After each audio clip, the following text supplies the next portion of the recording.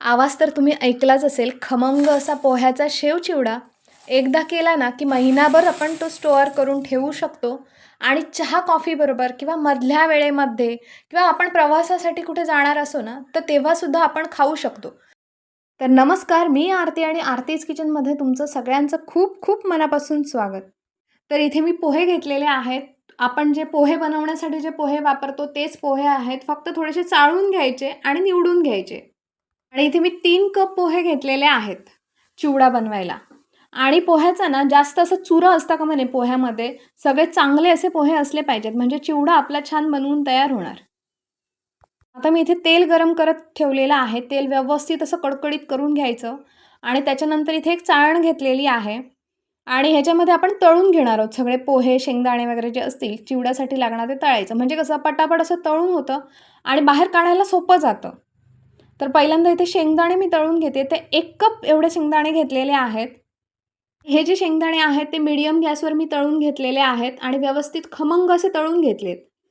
मोठ्या गॅसवर शेंगदाणे तळले ना, की व्यवस्थित असे तळले जात नाहीत. तर इथे मस्तपैकी शेंगदाणे तळून झालेले आहेत. मी एका भांड्यामध्ये इथे काढून घेते. त्याच्यानंतर आता इथे मी मिरच्या तळून घेते. तर इथे 5-6 मिरच्या स्वच्छ धुवून, पुसून, बारीक असे चिरून घेतलेल्या आहेत आणि छान अशा खमंग तळून घ्यायच्या आहेत या. तर इथे मस्तपैकी मिरच्या तळून झालेल्या आहेत. ह्या तेलातून व्यवस्थित अशा निथळून घ्यायच्या आणि मग एका भांड्यामध्ये काढून घ्यायच्या आहेत. ज्याच्यामध्ये शेंगदाणे काढलेत ना, त्याच्यामध्येच मी हे मिरच्या घालून घेते. त्याच्यानंतर इथे एक वाटीभर कढीपत्त्याची पानं घेतलेली आहेत. स्वच्छ धुवून पुसून घेतलेला आहे कढीपत्ता आणि हा पण छान असा तळून घ्यायचा आहे.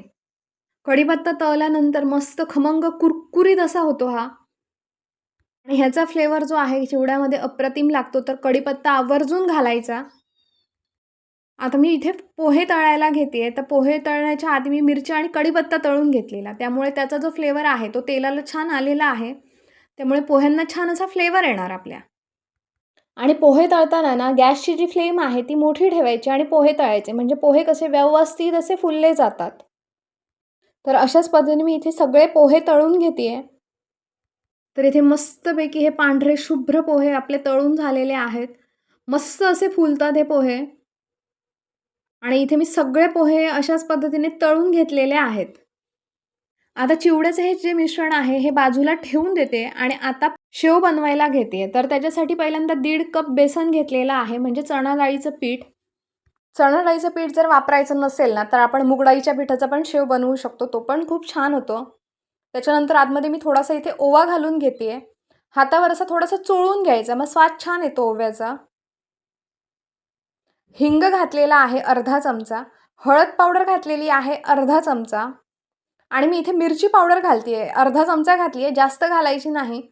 थोडीशी अशी चव येण्यासाठी घातलेली आहे आणि चवीप्रमाणे मीठ घातलेलं आहे. आतमध्ये इथे मी 1 चमचाभर तेल घातलेलं आहे आणि सगळं पीठ व्यवस्थित असं मिक्स करून घेते आहे. आणि थंड पाणी घ्यायचं आणि थंड पाण्याने व्यवस्थित असं हे पीठ मळून घेते आहे. जास्त घट्टसर हे पीठ करायचं नाही आहे. नॉर्मल पीठ मळून घ्यायचं आहे हे. म्हणजे शेव गाळताना आपल्याला जास्त त्रास होणार नाही. पटापट गाळून होईल. अशा पद्धतीने हे पीठ मळून घ्यायचं आहे. जास्त घट्टसर केलेलं नाही आणि एकदम पातळ पण नाही आहे. मस्तपैकी असा गोळा बनवून तयार झालेला आहे. इथे आपण चकली गाळतो ना ते भांडं घेतलेलं आहे. त्याला ह्या चकत्या असतात शेवाच्या. 3-4 प्रकारच्या चकत्या असतात. तर हे मीडियम साईजची जी चकती आहे ती मी वापरते शेव गाळायला. तुम्हाला जो शेव आवडेल ना ती चकती तुम्ही लावू शकता. थोडंसं भांड्याला तेल लावून घ्यायचं आणि हा जो गोळा मळलेला आहे बेसनचा तो आतमध्ये घालून घ्यायचा. आणि तेल एकदम कडकडीत असं करून घ्यायचं आणि आतमध्ये शेव गाळून घ्यायचं आहे. आणि शेव आतमध्ये घालून झाल्यानंतर गॅसची जी फ्लेम आहे ती मध्यम करायची. म्हणजे मध्यम गॅसवर हा शेव तळून घ्यायचा आहे. म्हणजे शेव जो आहे तो आपला व्यवस्थित तळला जातो आतमध्येपर्यंत आणि एकदम कुरकुरीत व्हायला मदत होते. मोठ्या आचेवर जर शेव तळला ना तर आतमध्येपर्यंत तो भाजला जात नाही आणि कुरकुरीत असा होत नाही तो.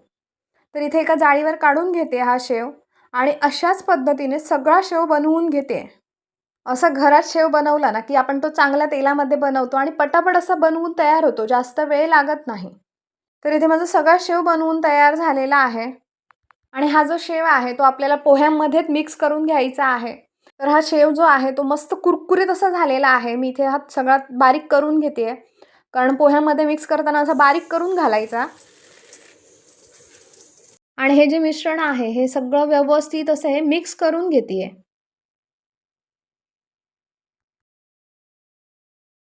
आता चिवड्यासाठी मी इथे 2 चमचे साखर घेतलेली आहे आणि मीठ घालते आहे आतमध्ये. मीठ चवीप्रमाणे घालायचं आहे आणि हे बारीक मिक्सरमध्ये वाटून घ्यायचं. आणि हा जो मसाला आहे तो आतमध्ये घालून घेतलेला आहे आणि इथे थोडंसं मी चाट मसाला वापरते. चाट मसाला हा ऑप्शनल आहे. तुम्हाला आवडत असेल तर घाला, नाही घातला तरी चालू शकतं. आणि तुम्हाला हा जर शेवचिवडा तिखट आवडत असेल तर आतमध्ये थोडीशी तिखट पावडर घातली, मिरी पावडर घातली तरीही चालू शकतं. मी इथे मिरच्यांचा वापर केलेला आहे. ज्यांना गोड आवडतं त्यांनी मिरच्यासुद्धा नाही घातल्या तरीही चालू शकतं. मस्तपैकी गार झाल्यानंतर हा चिवडा एखाद्या एअरटाईट डब्यामध्ये किंवा एखाद्या प्लास्टिकच्या पिशवीमध्ये भरून ठेवू शकतो आणि हा महिनाभर आपण खाऊ शकतो.